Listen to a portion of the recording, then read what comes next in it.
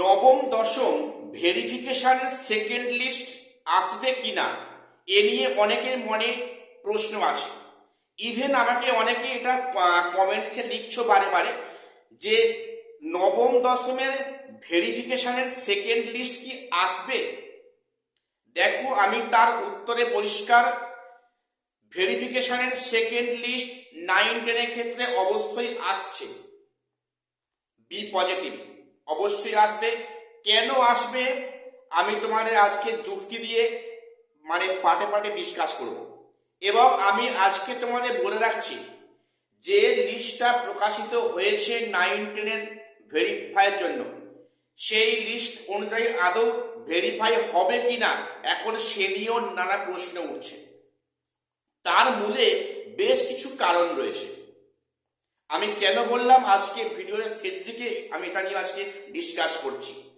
তো প্রত্যেককে ভিডিওটা প্রথম থেকে শেষ অবধি দেখো এবং সবাই চ্যানেলটা সাবস্ক্রাইব করে দিও এবং প্রত্যেককে ভিডিওটি লাইক করে আমাদের পাশে থাকবে। প্রথম এসো, নবম দশমের ভেরিফিকেশনের সেকেন্ড লিস্ট যে আসবে সে বিষয়ে কোনো সন্দেহ নেই।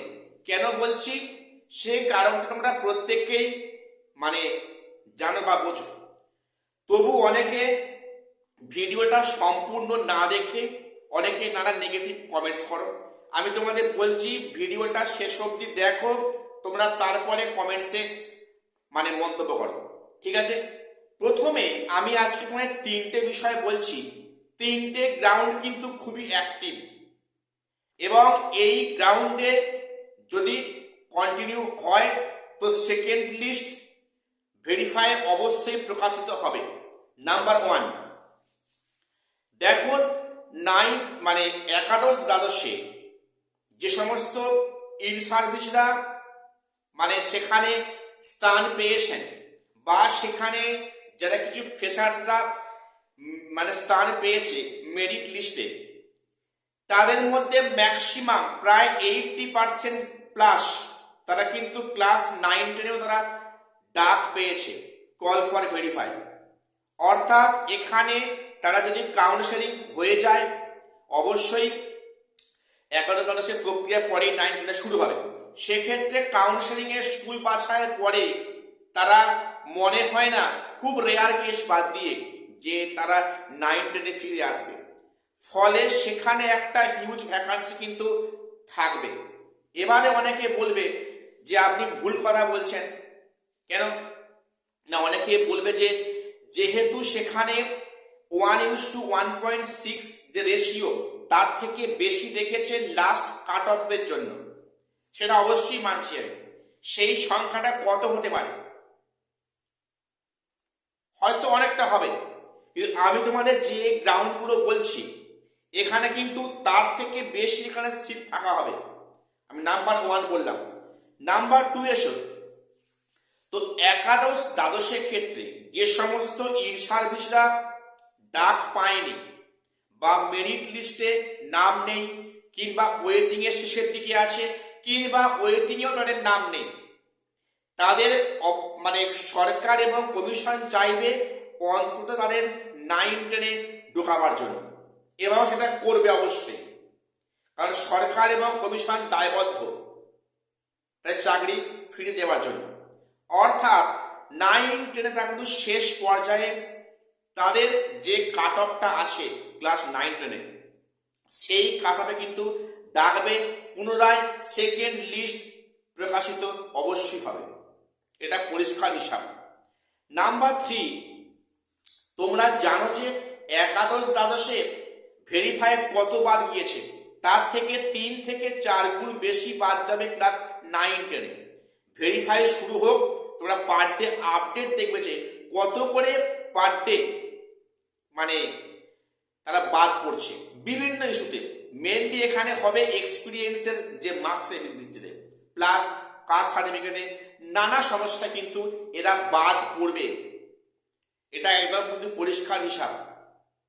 শুধু তাই নয়, যে রিসেন্টলি যে অযোগ্যদের লিস্ট দিয়েছে সেই লিস্টে কিন্তু অনেকেই 9-10-এর ডাক পেয়েছে, এমনটাই কিন্তু খবর। তারা কিন্তু এই প্রক্রিয়াতে অংশগ্রহণ করতে পারবে না, পারার কথা নয়, তারা পারবে না।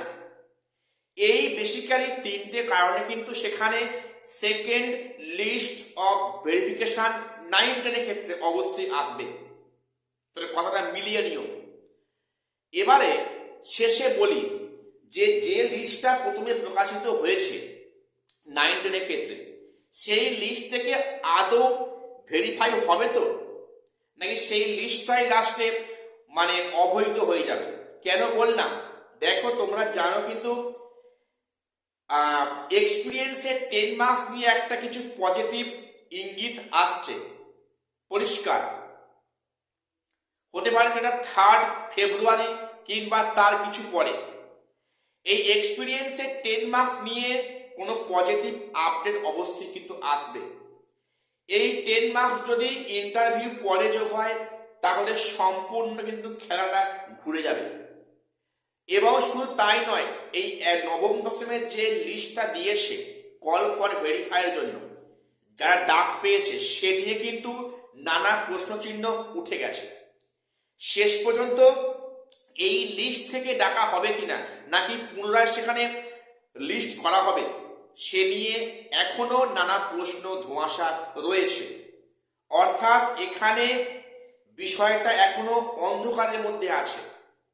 তবে আমি তোমাদের বলবো 9-10 ক্ষেত্রে বিভিন্ন সাবজেক্টে যে সমস্ত ক্যান্ডিডেটরা আছো, হাই র্যাঙ্ক মানে হাই মার্কস করেছো আউট অফ 60, তোমরা এখনই ধৈর্য হারাবে না।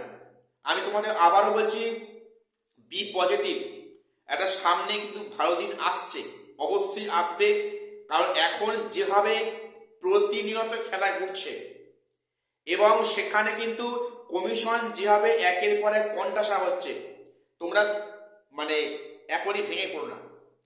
দেখো এই বিষয়টা শেষ অবধি কোথায় যায়, বিষয়টা দেখো শেষ অবধি কোথায় যায়, ঠিক আছে? এখনই ভেঙে পড়ার কোনো কারণ আমি দেখছি না। আমাকে পার ডে অনেকেই বলছে, স্যার তাহলে আমরা তো এবারে ডাক পেলাম না, আমাদের কি হবে? দেখো এখনই হতাশার মধ্যে পড়ার কোনো দরকার নেই, এখনো অনেক কাজ বাকি আছে। দেখো শেষ অবধি, শেষ মুহূর্তে কোন দিকে কি মুড নেয়, এটাই এখন আমাদের দেখার বিষয়। তো আজকে আমার এটুকুই আপডেট দেওয়ার ছিল। প্রত্যেকে চ্যানেলটা সাবস্ক্রাইব করে রাখবে এমন গুরুত্বপূর্ণ লেটেস্ট আপডেট সবার আগে পাওয়ার জন্য। আর প্রত্যেককে ভিডিও একটা লাইক করে দিও, কারণ তোমাদের একটি লাইক উৎসাহিত করে পরবর্তী ভিডিও বানানোর ক্ষেত্রে। আর শেষ করছি, দেখা হচ্ছে পরে কোনো ভিডিওতে।